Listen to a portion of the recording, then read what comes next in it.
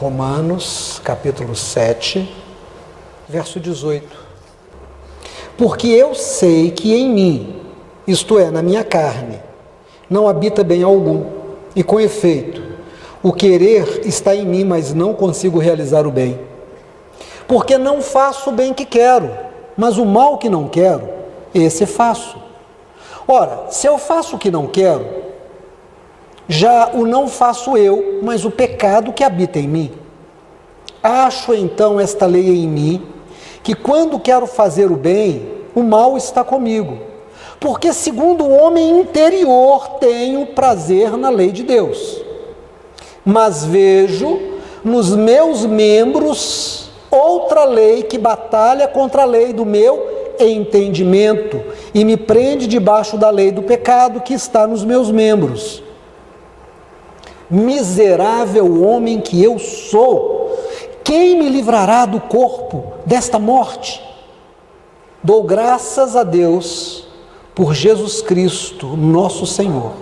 Assim que eu mesmo, com o entendimento, sirvo a lei de Deus, mas com a carne a lei do pecado. Portanto, agora, nenhuma condenação há para os que estão em Cristo Jesus, que não andam segundo a carne, mas segundo o Espírito, porque a lei do Espírito de vida em Cristo Jesus me livrou da lei do pecado e da morte. Para aí, nós vamos voltar nesse texto durante a explicação dessa palavra. Vá comigo, por favor, ao Salmo número 84, verso 1. Quão amáveis são os teus tabernáculos, Senhor dos exércitos! A minha alma está desejante e desfalece pelos átrios do Senhor. O meu coração e a minha carne clamam ao Deus vivo. Até o pardal encontrou casa, e a andorinha, ninho para si e para a sua descendência, junto dos teus altares, Senhor dos exércitos, Rei meu e Deus meu. Bem-aventurados que habitam na tua casa, louvar-te-ão continuamente. Bem-aventurado o homem cuja força está em ti, cujo coração estão aplainados, os caminhos estão aplainados, o qual passando pelo vale de Baca, faz dele uma fonte, a chuva também enche os tanques, vão indo de força em força, cada um deles em Sião aparece perante Deus. Senhor Deus dos exércitos, escuta minha oração, inclina os ouvidos, ó Deus de Jacó, olha, ó Deus, escudo nosso, e contempla o rosto do teu ungido, porque vale mais um dia nos teus átrios do que 1000 em outra parte. Preferiria estar à porta da casa do meu Deus, a habitar nas tendas da impiedade. Porque o Senhor Deus é um sol e escudo. O Senhor dará graça e glória, não negará bem algum aos que andam na retidão. Senhor dos exércitos, bem-aventurado o homem que em ti põe a sua confiança. Amém. Nós vamos ler ainda um outro texto, que é 1 Coríntios, capítulo 2, não agora, daqui a pouco. Irmãos, nós vamos aproveitar esse tempo que Deus está nos dando de estudo da palavra. Ontem nós fizemos um trabalho muito gostoso. Foi a primeira vez que a comunidade cristã fez isso. Não, minto, nós já fizemos antes levar cachorro quente. Panetone foi a primeira vez que nós fizemos. No passado nós já levamos cachorro quente. Mas ontem, depois de muito tempo, pela primeira vez com panetone, nós saímos de manhã e fomos ali para...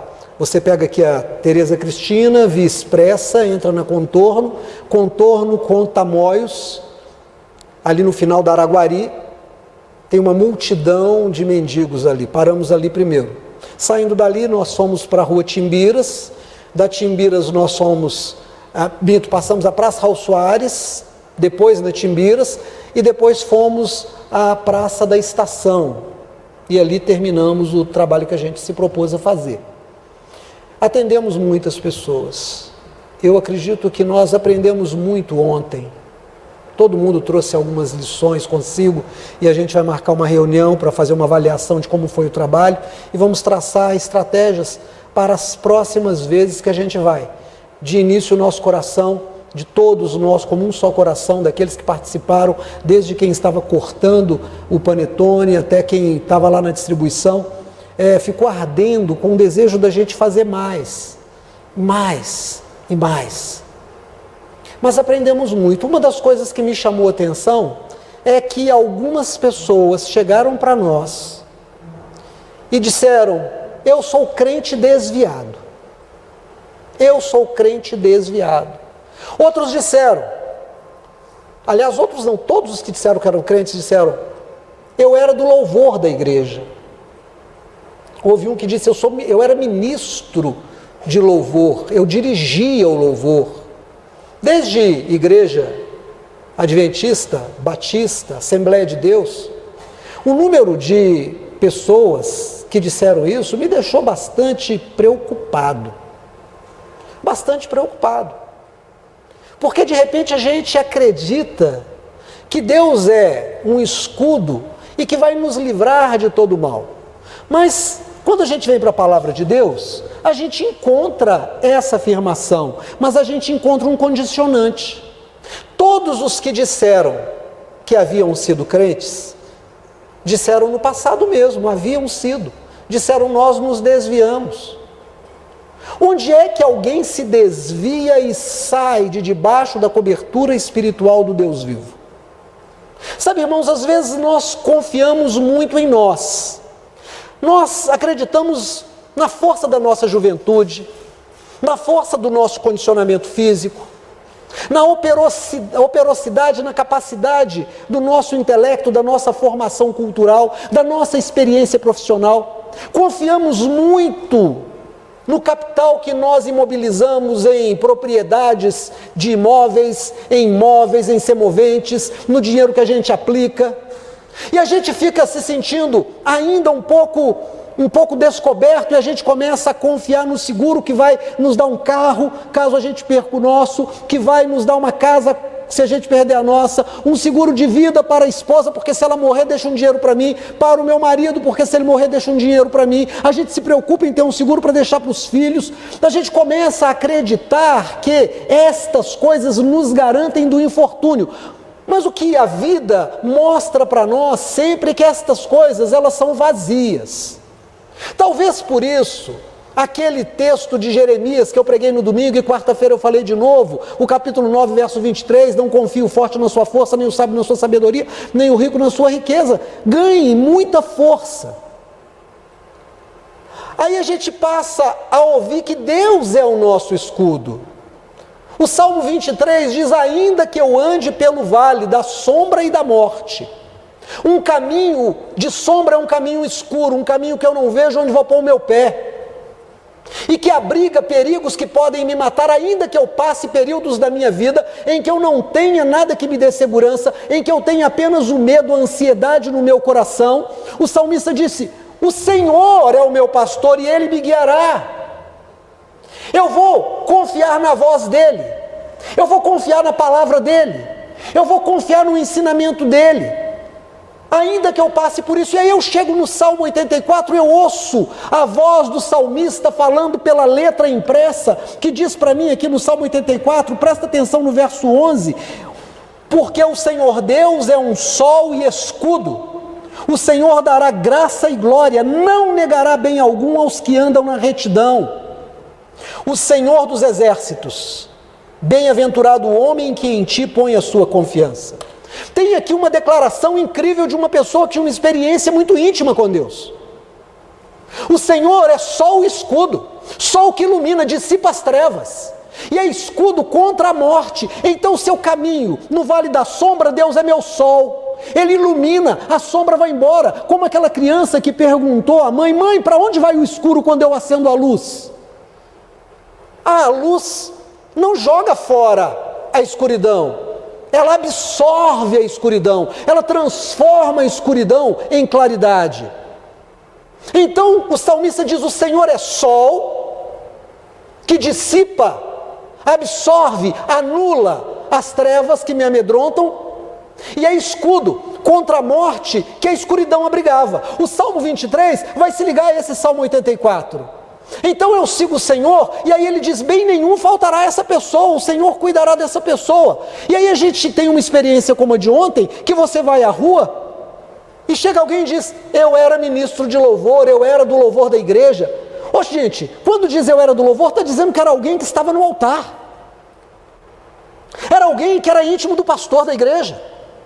Era alguém que estava em obediência, era alguém que ouvia orientação, era alguém que servia ao Senhor, era alguém que pegava os irmãos e levava a presença do Senhor pela música e apresentava a Deus, era alguém que tinha um coração, ou deveria ter um coração completamente lavado, limpo, pronto para a obra sacerdotal, levítica para a obra sacerdotal, de apresentar a Deus as pessoas que iriam agora adorá-lo. Como que essas pessoas acabam caindo na rua? Terá a palavra de Deus sido anulada? Será que Deus deixou de ser sol? Será que Deus deixou de ser escudo? Ora, certamente que não. Porque a palavra de Deus, desde o verso 1, no Salmo 84, começa a dizer qual deve ser a atitude de vida, qual deve ser a atitude de pensamento, qual deve ser a palavra dessa pessoa. Veja o que essa palavra no Salmo 84 diz a partir do verso 1, presta atenção. Quão amáveis são os teus tabernáculos, Senhor dos exércitos. A minha alma está anelante, anela, deseja, desfalece pelos átrios, pela sala do Senhor. O meu coração e a minha carne clamam ao Deus vivo. Aqui ele faz uma separação entre o seu espírito, a sua alma, que ele chama de coração, e a sua carne, os sentidos do seu corpo, os desejos da sua carne. Ele diz, Senhor, o meu coração arde de desejo de estar na tua casa, de estar nos teus átrios, nas salas da tua casa, dos teus tabernáculos, o teu altar, os teus bancos, os teus móveis. Eu tenho um desejo enorme de estar ali. E aí ele diz aqui, presta atenção, olha lá, ele continua, até o pardal encontrou casa e andorinha, ninho para si e para a sua prole, a sua descendência, junto dos teus altares, Senhor dos exércitos, meu rei, Deus meu. Num dia que ele chegou à casa do Senhor, num dia que ele chegou no tabernáculo, e que ele estava adorando, e vamos lembrar que o tabernáculo era uma espécie de tenda bem grande, ele olhou ali entre as dobras do tecido que guarneciam o tabernáculo, e ele viu que uma pequena ave, que aqui foi traduzida como pardal, mas era uma ave daquela região, não era provavelmente o pardal como nós o conhecemos, mas algo parecido, havia nas dobras do tabernáculo feito um ninho, colocado os seus ovos, e havia chocado. Enquanto ele estava adorando o Senhor, ele disse, até o pardal encontrou os teus altares, até o pardal achou proteção aqui dentro. E ele diz, a minha alma está como a alma desse passarinho que quer estar na tua casa, e ele não consegue se conter, e ele vai dizendo assim, bem-aventurados os que habitam na tua casa, louvar-te-ão continuamente. Opa, aqui começa a dizer uma coisa, a palavra de Deus não falhou e não falha. Se Deus é sol que dissipa as trevas, se Ele é o escudo contra todo mal olhado, contra todo azar, contra toda praga rogada, contra a sombra da morte, contra a seta que voa de dia, contra a praga que vem ao amanhecer, contra o mal que se esconde nas trevas, não é para aquela pessoa que simplesmente vem à casa do Senhor vez por outra. É para aquela pessoa cujo coração já mora na casa do Senhor. É aquela pessoa que de contínuo ama a casa do Senhor. É aquela pessoa que, como está escrito aqui, diz, olha lá, bem-aventurado, veja lá, bem-aventurados que habitam na tua casa, louvar-te-ão continuamente. A minha sogra era mulher de Deus. Minha sogra era uma mulher de Deus. Dona Rosa me ensinou muito, muito. Ela era analfabeta, ela não sabia ler. E aí ela trabalhava muito para Jesus. Não saber ler para ela não era impeditivo, porque ela havia decorado a Bíblia, de ouvir. E ela dizia, Ademir, você pode fazer uma visita comigo? Claro, vou com a senhora. A gente ia, e ela chegava com aquele jeitinho de gente da roça, que ela era uma mulher que veio do interior, aquela simplicidade, aquela doçura e aquela sabedoria. Entrava na casa da pessoa e de repente ela dizia assim, a palavra de Deus diz isso, isso, isso. Meu filho, me chamava de meu filho, abre aí no salmo tal, no verso tal, está escrito isso, isso, isso, e lê para nós. Aí eu abria, estava escrito aquilo, ela havia decorado a palavra de Deus. Ela havia decorado a palavra de Deus. O coração dela estava lá. Quando diz aqui continuamente estar na tua casa, não diz daquela pessoa que todos os dias vem à igreja, mas que não perde os cultos da igreja. que não perde as reuniões de oração, que não perde os estudos bíblicos, que não perde a oportunidade de evangelizar, que não perde a oportunidade que a igreja possibilita de fazer a obra de Cristo. Mas eu falando da minha sogra, porque quando ela se converteu, e ela se converteu aqui no Nova Sintra, Simone conta isso, pequenininho, a Simone era um catatauzinho de gente, a minha sogra se apaixonou logo por Jesus, mas meu sogro não. E um dia o meu sogro falou com ela assim: por que você não pega a cama e leva lá para a igreja e já dorme lá de uma vez? Você não sai de lá mesmo. Sabe por quê, irmãos? Porque ela não perdia nenhum culto. Culto de oração, Dona Rosa estava lá. Visita no lar, Dona Rosa estava lá. Estudo da palavra, Dona Rosa estava lá. Sociedade de senhoras, ela estava lá. Trabalho voluntário, ela estava lá. Trabalho na cozinha, ela estava lá. Vamos reunir para limpar a igreja, ela estava lá. Vamos fazer visita aos irmãos, ela estava lá. Precisa ajudar, ela estava lá. Culto de evangelismo, ela estava lá. Culto domingo à noite, ela estava lá. Culto terça-feira, ela estava lá. Culto quinta-feira, ela estava lá. Um dia meu sogro disse: vai lá e leva a sua cama e passa a morar lá. É engraçado porque quando a gente converte, tem um encontro genuíno com Jesus, também é assim. Eu me lembro, quando eu me converti na igreja do Nazareno, ali na Avenida Amazonas, ali antes daquele elevado, ou depois do elevado, conforme o sentido que você tiver nele. E aí, minha família é católica, tradicional, minha mãe já ficou desorientada, não gostou muito disso, já contou para as minhas tias, todas muito católicas, eu amo os irmãos católicos, mas naquele momento Deus me chamou para ir para outro caminho, que não aquele. E eu me lembro que uma tia me ligou, falou: Ademir, preciso conversar seriamente com você. Fala, tia, o que a senhora manda? Você vai muito na sua igreja agora, né? Você mudou de religião, né? É, tia, eu aceitei Jesus, Ele é o meu Salvador. É, né? Sua mãe falou que você agora vai muito à igreja, né? Quantos dias você vai na igreja? Ô tia, eu vou 5 vezes na semana na igreja. Eu vou terça-feira, porque a gente tem reunião de oração. Eu vou quinta-feira, porque a gente tem estudo bíblico. Eu vou no sábado, porque a gente tem reunião dos jovens. Eu vou no domingo de manhã, porque é culto doutrinário, o pastor vai ensinar doutrina. E no domingo à noite eu estou lá por causa do culto evangelístico. E vez por outra, quando tem um trabalho no domingo, eu ainda vou no trabalho de domingo à tarde, depois do almoço, na casa de algum irmão, quando tem. E naquela época era muito comum, às vezes, a gente se reunir na casa de algum irmão no domingo à tarde, saía distribuindo folheto, convidando os vizinhos para o culto que ia ter naquela casa.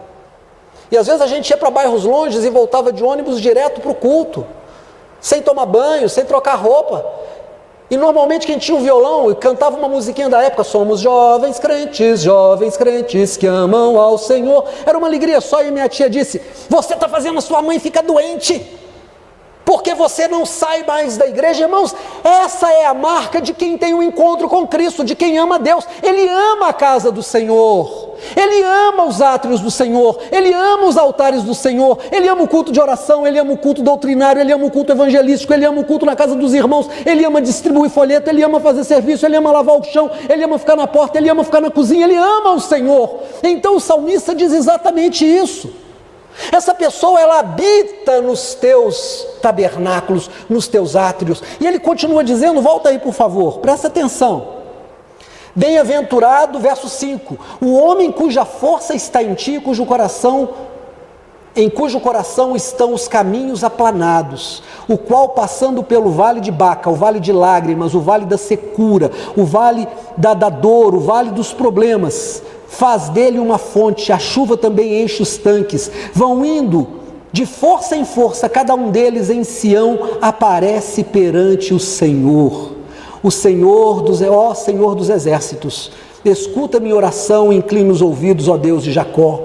Olha que coisa interessante, essa pessoa, ela tem problemas na vida dela, ela vive uma vida comum, ela enfrenta doença, ela enfrenta seca, ela enfrenta violência, ela enfrenta o momento financeiro difícil, mas quando ela passa por esse vale, que aqui é chamado de vale de Baca, e a sua tradução pode dizer vale de lágrimas, ou outra coisa que mostre sofrimento, Essa pessoa busca no Senhor, nos tabernáculos do Senhor, a sua força. Como o pardal encontrou casa e a andorinha fez ninho para si e para os seus filhotinhos, nas dobras do tabernáculo, e se abrigou ali, veio o vento, e o pardal se ajeitou ali na casa do Senhor, e o vento sacudiu o tabernáculo, e choveu, e teve relâmpago, e veio tanta coisa, mas a andorinha e os seus filhotes ficaram ali, confiados no altar do Senhor. O salmista diz: a minha alma no dia da minha luta, a minha alma no dia que eu estou passando pela dificuldade, quando eu estou passando por uma doença, seja um câncer no meu corpo, seja uma falência, seja uma separação, seja o meu filho morrendo, seja lá a dificuldade que for, eu vou para os átrios do Senhor, eu vou para a casa do Senhor, eu sei onde estão as portas do Senhor, eu entrarei por elas, eu vou me derramar no altar do Senhor,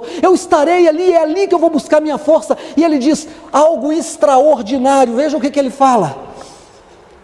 O verso 9: olha, ó Deus, escudo nosso, e contempla o rosto do teu ungido, porque vale mais um dia nos teus átrios, do que outra parte, em outra parte 1000. Preferiria estar à porta da casa do meu Deus, que habitar nas tendas da impiedade. Irmãos, olha que coisa que ele disse incrível aqui. Ele diz: o Senhor é o meu escudo, é o escudo nosso. Vale mais um dia, um momento na casa do Senhor, do que 1000 em outro lugar. É melhor passar um dia na casa do Senhor do que 1000 em outro lugar. E aí ele fala uma palavra que é traduzida aqui, que vai fazer toda a diferença, e é uma chave com a qual eu quero começar a pensar essa mensagem. Verso 11, a primeira palavra: por quê? Porque junto, não é por espaço quê, porque junto, é resposta. Depois dele falar tudo isso, ele diz: porque o Senhor é um Deus, o Senhor Deus é um sol e escudo. Essa pessoa, ela fez de Deus o seu sol e o seu escudo. A prova de que ele amava o Senhor é que ele amava servir. Ele amava estar na casa do Senhor. Ele disse: um dia na tua casa vale mais do que 1000 em qualquer outro lugar. Irmãos, aqui tem um negócio que muda completamente com a igreja do século 21. Porque o que a gente vê são as desculpas para não estar na casa do Senhor. A gente vê as desculpas e ouve as desculpas para aqueles que não participam do culto de oração, não participam da escola dominical, não participam do evangelismo, não participam do serviço, não se dão a fazer os trabalhos da casa do Senhor. Ah, chegou a visita lá em casa, eu não podia deixar de receber. Ah, eu estava muito cansado. Ah, eu tive uma competição. Ah, eu tive que vender um carro. Ah, eu tinha um trabalho para entregar. E essa pessoa, ela acha que ela está protegida. Ela acha que porque ela vem de vez em quando, ou ela acha que ela vem mais algumas vezes e que algumas faltas Deus não vai ligar. Irmãos, deixa eu te falar uma coisa: o Senhor está no seu santo templo, cale-se diante dele toda a terra. É só você ver como é que as pessoas chegam na igreja. Elas chegam parecendo que vão para um espetáculo no circo, que vão para um show numa casa de espetáculo. Elas encontram as pessoas e conversam. É difícil encontrar alguém que chega, senta e começa a orar ao Senhor. É difícil encontrar alguém que venha e dobra o seu joelho no altar. É difícil encontrar alguém que venha e coloque a cabeça no banco. É difícil encontrar alguém que fique em silêncio dizendo: Senhor, eu estou na tua casa. Vale mais um dia na tua casa do que 1000 na casa da alegria, na casa da festa, na casa da vitória. O que adianta você ter a vitória de um dia, de 2 dias, de 10 dias, de 100 dias, de 1000 dias? Se isso já é ontem, se isso já passou, se isso já acabou. O que adianta você ter ficado em casa para receber uma visita, para fazer bonito para uma visita, se você fez feio para o teu Deus? E aí no dia que você está passando pelo vale da sombra e da morte, você diz: cadê Deus? Onde está o Senhor? O Senhor está junto daqueles que o amam, que o temem e que o honram. Eu honrarei aqueles que me honram. No momento em que você diz: sim, Senhor, eu vou trocar tudo, eu vou trocar 1000 dias por um dia na tua casa. Faz a conta comigo, um ano tem 365 dias, e 1000 dias são 3 anos.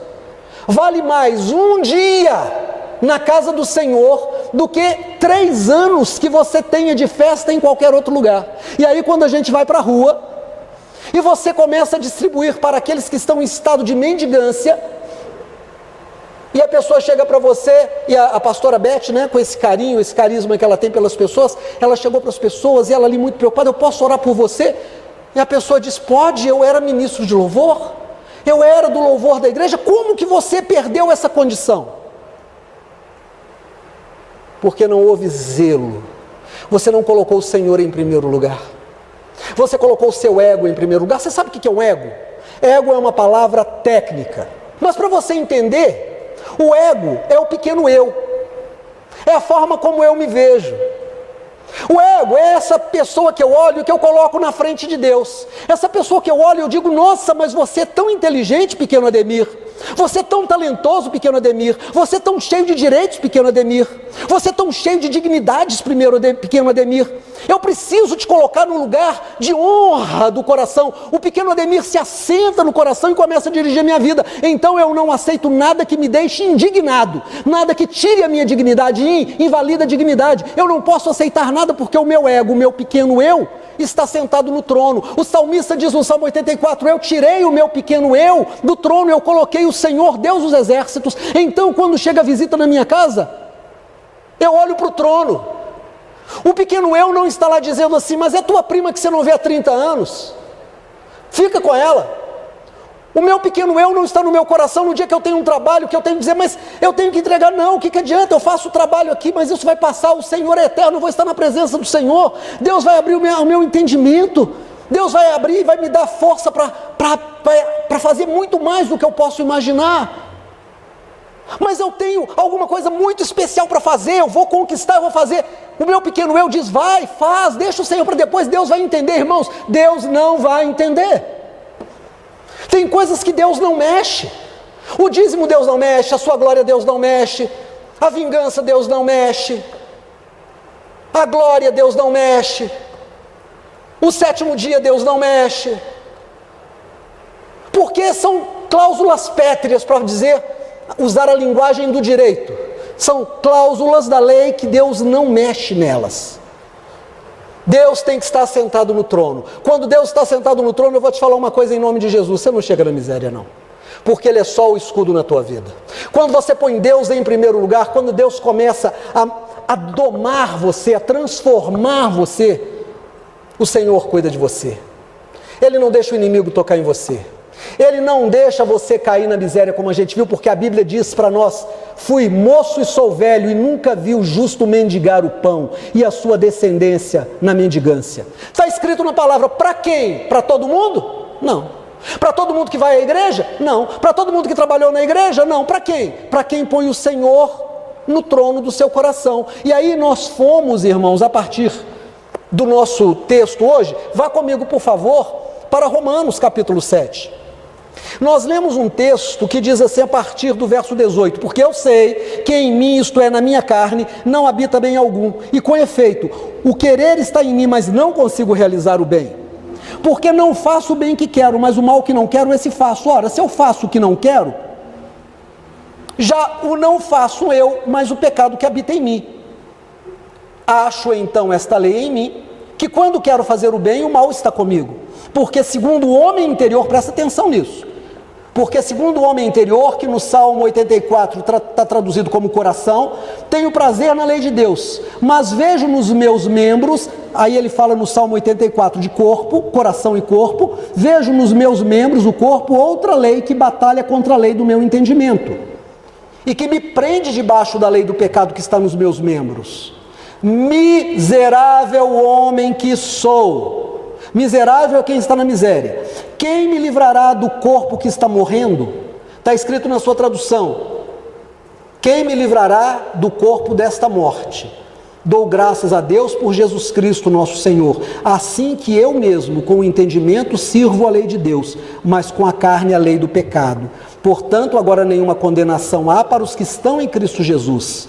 que não andam segundo a carne, mas segundo o Espírito, porque a lei do Espírito de vida em Cristo Jesus me libertou da lei do pecado e da morte. Presta atenção em nome de Jesus.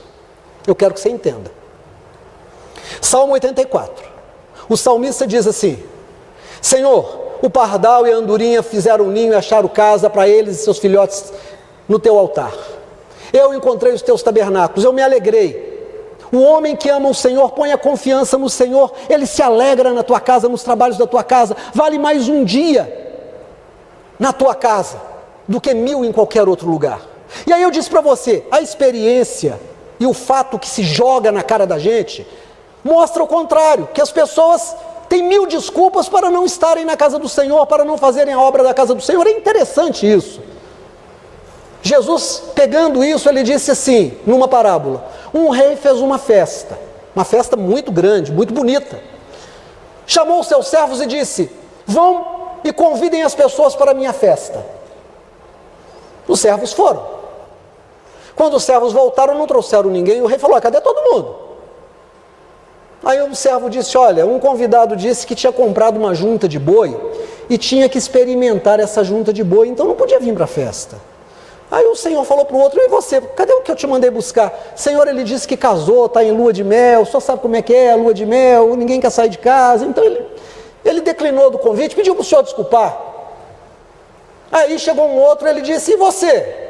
Cadê aquele que eu te mandei buscar? Falou: Senhor, ele disse que comprou uma terra num lugar distante, tinha que fazer uma viagem para ver a terra, pediu para o Senhor levar em consideração. Não, ele veio numa outra festa.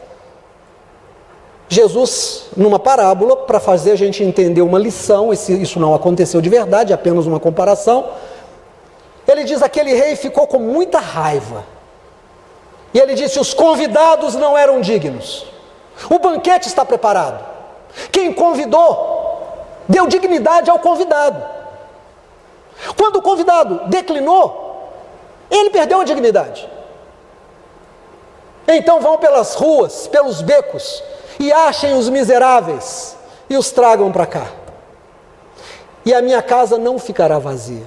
Ele está dizendo do que, irmãos? Nós temos convite de Deus para estar na casa do Senhor, porque na casa do Senhor tem pão. Como cantou a comunidade de Nilópolis há uns anos atrás, na casa do Senhor o aleijado levanta e anda, o morto é ressuscitado, o doente é curado, o cego vê, os mudos falam, os surdos ouvem, porque os milagres acontecem.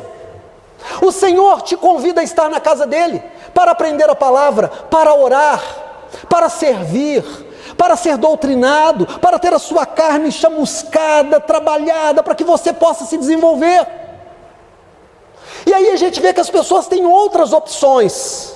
Aí Paulo, ele diz isso assim: maldito homem que eu sou, maldita pessoa que eu sou, porque eu quero tanto servir a Deus, mas quando chega a hora, eu tenho raiva, eu tenho desejos, eu tenho tantas opções, eu tenho coisas para fazer, e eu não consigo colocar Deus em primeiro lugar. Eu olho para o meu coração, eu quero, com o meu entendimento, que o Senhor esteja colocado, alocado, alojado no trono do meu coração, mas eu vejo que o meu pequeno eu, que o meu ego está sentado. Maldito homem que sou, porque com a mente eu quero servir a Deus, com o coração, mas eu vejo a lei do pecado, a lei que me distancia de Deus, operando no meu corpo, nos meus desejos, e eu não consigo fazer isso. E ele disse assim: quem me livrará do corpo desta morte? Quem me livrará do corpo dessa morte? Quando ele fala isso, eu não gosto dessa tradução, quem me livrará do corpo dessa morte, porque fica muito esquisito. No português, essa frase é mal construída. Quem me livrará do corpo desta morte não faz sentido. A melhor tradução é: quem me livrará da lei deste corpo que está morrendo? Quem me livrará dos desejos desse corpo que está morrendo? Sabe por quê, irmão? Vamos supor que a pessoa não põe o Senhor em primeiro lugar, por qualquer coisa, essa coisa vai passar. Esse da Mata foi campeão da São Silvestre, salvo engano meu, de 1983. patrocínio da Pênalti, aquela marca esportiva, treinador, dieta equilibrada. A empresa que eu trabalhava patrocinava, chegava para ele roupa, chegava para ele tênis, ele ia lá no escritório para receber, era uma celebridade, tinha ganhado a São Silvestre, tinha ganhado dos quenianos. Perguntei hoje para a Mari, que é corredora, ela não conhece. Você conhecia, Kênia? Você conhecia, Luana, esse nome da mata? Vocês conheciam? Cadê a vitória dele? O que adiantou ele ser capa de revista de jornal? O que adiantou? Steve Jobs, eu acho que a maior parte das pessoas aqui sabem quem foi Steve Jobs. Ficou muito rico, morreu de câncer. O que vale Steve Jobs com aquele dinheiro todo? Nada, nada, nada. O Paulo está dizendo assim, tudo que a minha carne faz com que eu escolha qualquer coisa antes do Senhor, está me levando para a morte, porque isso está morrendo. Eu acabo de vencer e essa vitória já não vale nada. Eu acabo de comprar, isso que eu comprei já não vale nada. Eu acabo de me formar, isso não vai valer nada. Nada, nada. Aquele meu amigo que perdeu o pai, que foi um dos maiores engenheiros da área de águas, construiu as maiores represas. Hoje esteve comigo, a gente estava tomando um café, e eu gosto de tomar café com as pessoas, adoro sair, tomar café e conversar. E ele disse, Ademir, eu não tinha ideia de como meu pai era importante.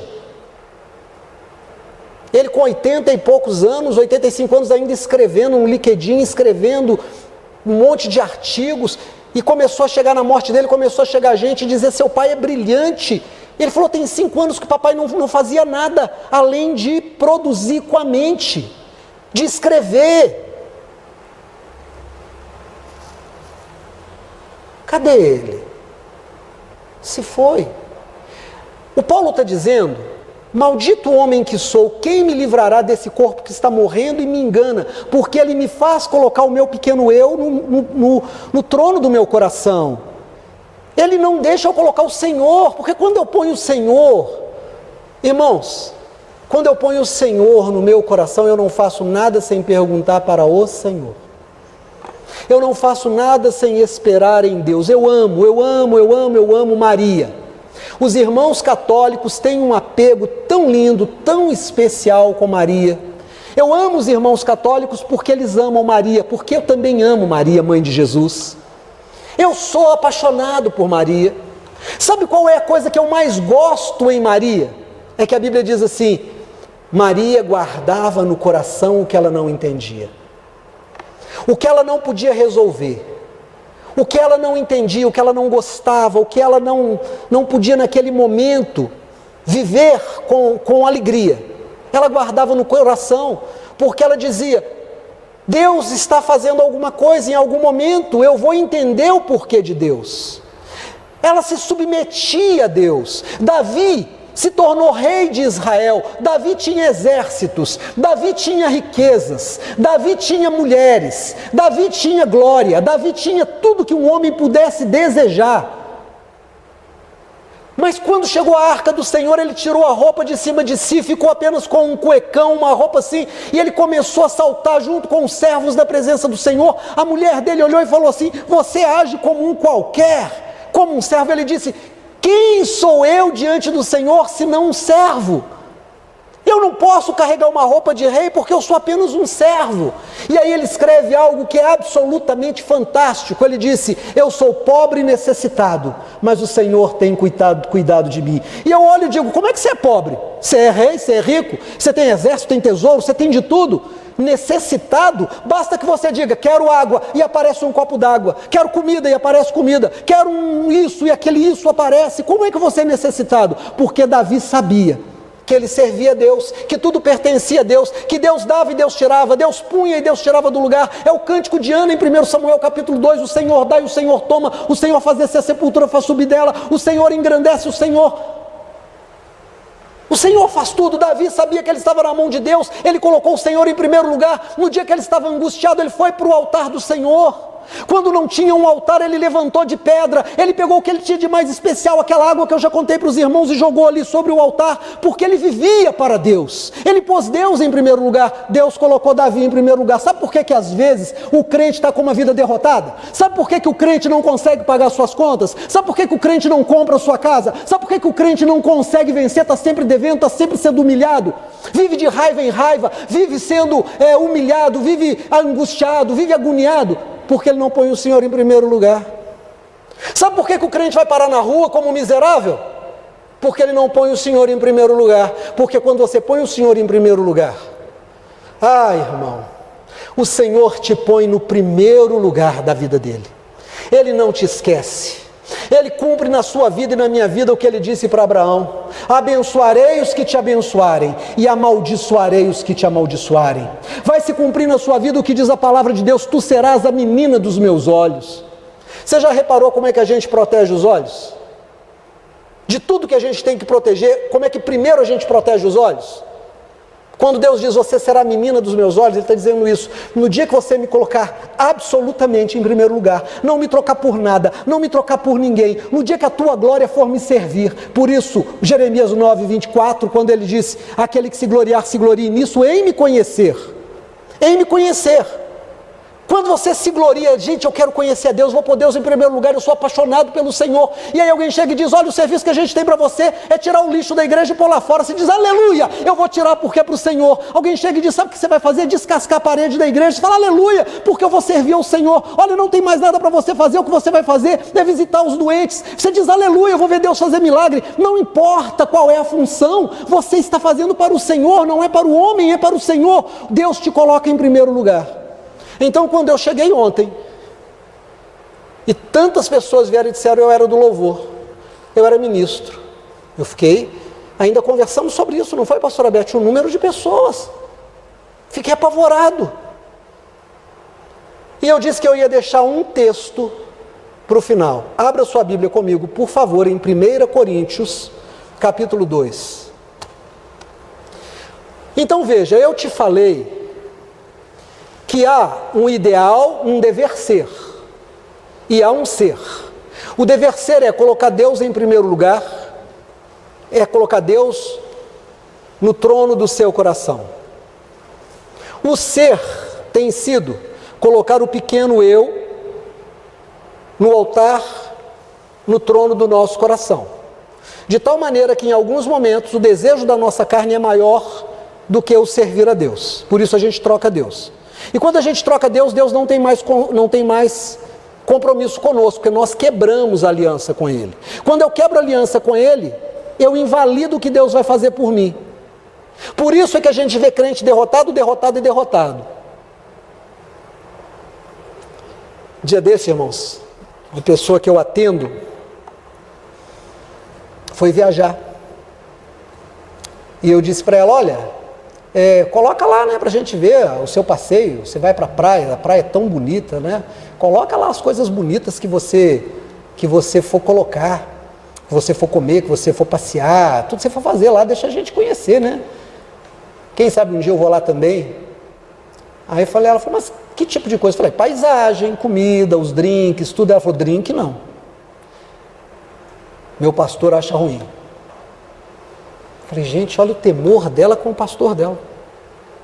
Meu pastor pode ver, ele vai achar ruim. Eu falei: quando eu falo drink, eu estou falando de qualquer bebida, não tem que ser bebida alcoólica. Você pedir um suco de uva, põe um suco de uva, para a gente saber o que tem naquele lugar lá. Porque o dia que eu for lá, eu vou comer, beber e passear também. Mas eu fiquei impressionado com o temor, o testemunho, a submissão. O que é que faz a pessoa pensar desse jeito? O que é que faz a pessoa colocar o Senhor em primeiro lugar a ponto de dizer: eu vou zelar até pela bebida que eu vou postar? Hoje Simone foi buscar a irmã dela que está sentada ali no fundo, porque elas moram longe, ela e uma outra, minha cunhada, moram longe. A minha cunhada ia para a igreja dela no centro. Ligou para Simone e disse: Simone, eu vou sair daqui atrasado, será que você pode pegar a Vilma no caminho para eu não chegar atrasado na minha igreja? Gente, eu fiquei impressionado. A Simone saiu daqui, foi lá na Via Expressa lá para encontrar com ela, para que ela não chegasse atrasada, o zelo dela de dizer, eu não vou chegar atrasado na casa do Senhor. Eu fiquei impressionado. Uma pessoa diz, eu não posso postar alguma coisa que o meu pastor não vai aprovar, eu estou debaixo de autoridade. A outra disse, eu não posso chegar atrasado no meu culto. De onde vem isso? Vem daqui. Abra sua Bíblia em 1 Coríntios capítulo 2, por favor, verso 9. Mas como está escrito, as coisas que o olho não viu e o ouvido não ouviu, e nem passaram pelo coração do homem, são as que Deus preparou para os que o amam. Irmãos, aqui tem uma declaração. Deus sonhou sonhos maravilhosos para você. Deus sonhou sonhos maravilhosos para mim. Deus tem para mim um teto que eu vou chamar de minha casa. Deus tem para mim um salário que eu vou chamar de meu sustento. Deus tem para mim a cura da minha enfermidade. Deus tem para mim a pessoa que vai me amar e que vai me chamar de amor da vida dela. Deus tem para mim um filho abençoado. Deus tem para mim um envelhecer com sabedoria. Deus tem para mim um caminho em tudo abençoado. Nem olhos viram, nem ouvidos ouviram, nem jamais passou pelo coração do homem o que Deus tem preparado para aqueles que o amam. Mas não amam de boca, amam de fato, de prática, de verdade. Olha aqui que ele continua dizendo, presta atenção. Não passou pelo coração do homem, mas Deus nolas revelou pelo seu Espírito. Porque o Espírito penetra todas as coisas e ainda as profundezas de Deus. O Espírito de Deus conhece as coisas de Deus. Porque qual dos homens sabe as coisas dos homens, senão o Espírito do homem que nele está? Assim também ninguém sabe as coisas de Deus, senão o Espírito de Deus. Aqui Paulo está explicando, ele está fazendo uma analogia, ele diz assim, quem é que sabe as coisas do Lucas? É a Tatá? Não. Ela sabe uma parte. Quem é que sabe as coisas do Lucas? É a mãe dele? É o pai dele? Não. É o irmão dele? Não. Quem é que sabe as coisas do Lucas? O espírito do Lucas, porque é o Lucas. Quem é que sabe as coisas da Luana? É o Eduardo? Não. Eduardo sabe alguma coisa. É a mãe dela? Não. É o pai dela? Não. São as filhas dela? Não. Quem é que sabe as coisas da Luana? O espírito da Luana que na Luana está. Então Paulo diz assim, é o Espírito de Deus. Quem é que sabe as coisas de Deus, senão o Espírito de Deus que em Deus está? Aí ele diz aqui, presta atenção, continuando. Mas nós não recebemos o Espírito do mundo, mas o Espírito que provém de Deus, para que pudéssemos conhecer o que nos é dado gratuitamente por Deus. Então presta atenção, no dia que eu aceitei Jesus, eu recebi o Espírito Santo habita em mim, e Ele quer me fazer conhecer as coisas que os olhos não viram, que os ouvidos não ouviram e que nem passou pelo coração do homem e que Deus tem preparado para mim. Deus quer revelar para mim qual é a bênção da minha vida. Deus quer revelar para mim como é que eu vou conquistar aquilo que eu estou desejando tanto. Deus quer revelar para mim qual é o caminho que eu tenho que andar no meio das trevas. Ele vai ser um sol. Como é que eu devo me proteger do inimigo? Ele vai ser meu escudo. Deus não vai me deixar chegar na miséria, porque eu fui moço e sou velho e nunca vi o justo mendigar o pão, e nem a sua descendência na miséria. Como é que isso vai acontecer? Porque Deus me deu o seu Espírito no dia que eu aceitei Jesus. Mas o Espírito de Deus que em mim está ministra o meu espírito para que eu tenha Deus no trono da minha vida e que eu tire o pequeno eu. Mas as sensações da minha carne, os desejos da minha carne de ser famoso, de ser homenageado, de poder comer o melhor, de poder visitar, as sensações da carne começam a dizer, deixa Deus de lado, eu tenho coisas muito mais gostosas para você agora, põe o Senhor em segundo lugar, só hoje.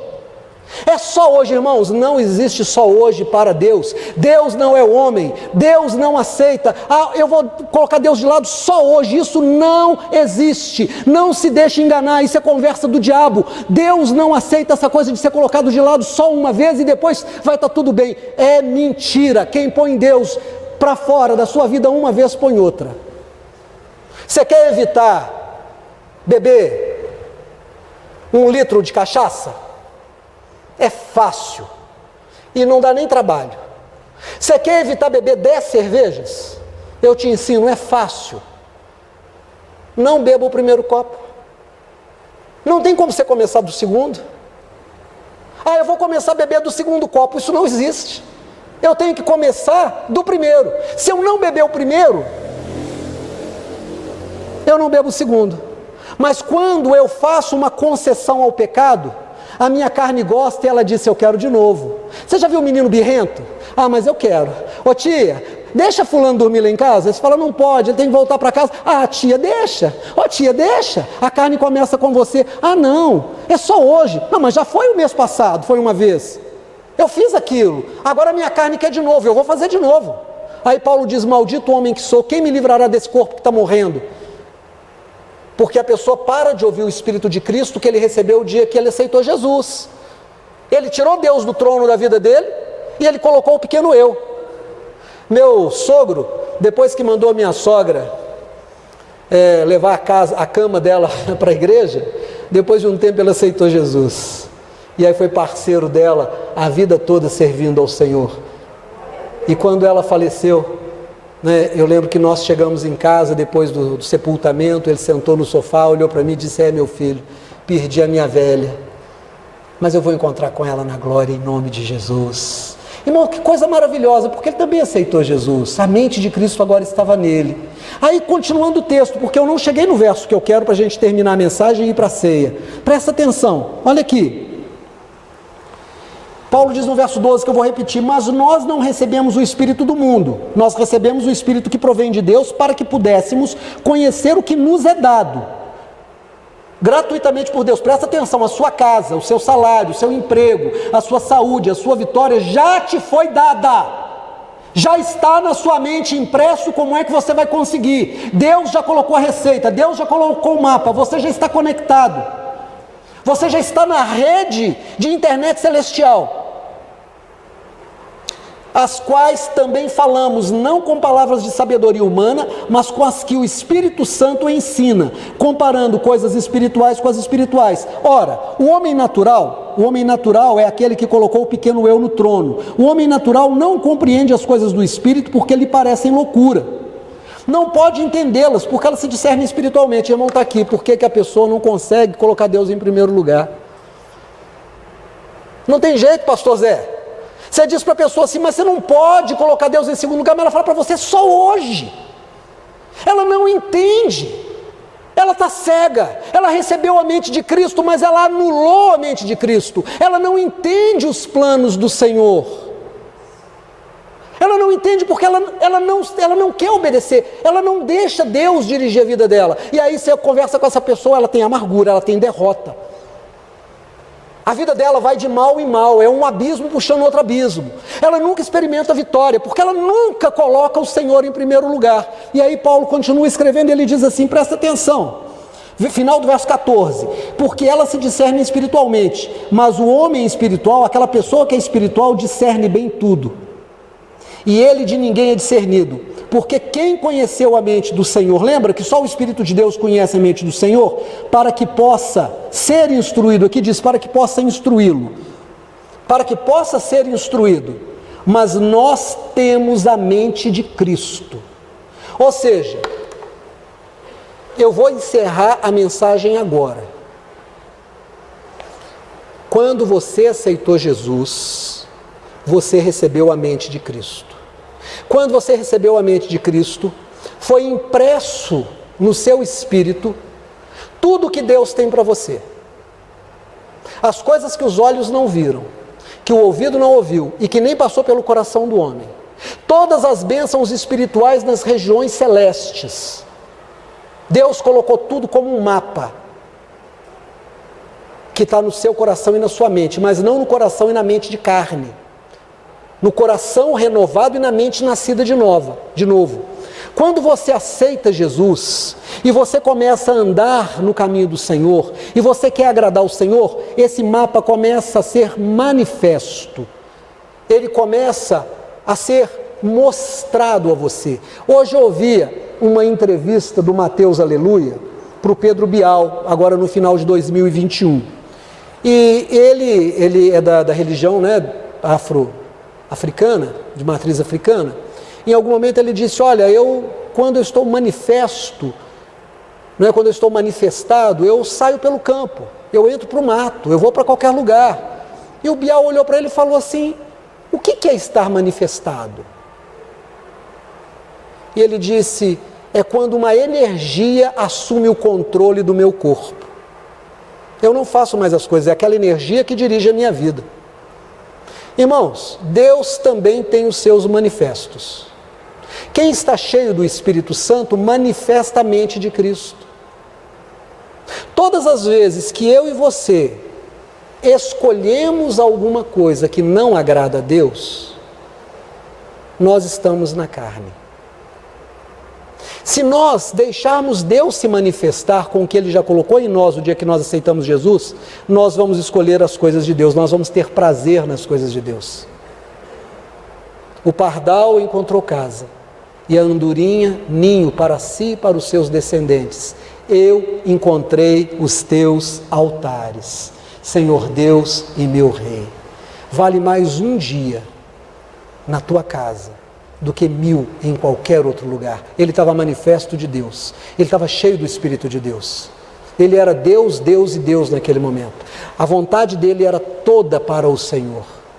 Só alguém que escolhe colocar Deus no trono da sua vida vai ter o caminho garantido de vitória, de delícias e de maravilhas. Quem está na carne, mesmo que seja crente, pode cair no deserto como aqueles que não creram na promessa do Senhor e não entraram em Canaã. Pode cair na miséria e parar na rua. Pode ficar doente e não alcançar a cura. Porque ele não tem a fidelidade de Deus, porque ele não é fiel a Deus. Mas se eu sou fiel a Deus, Deus é fiel à promessa que Ele fez na minha vida. Amém? Vamos fechar com amém. Uma salva de palmas para o Senhor. Louvado seja Deus.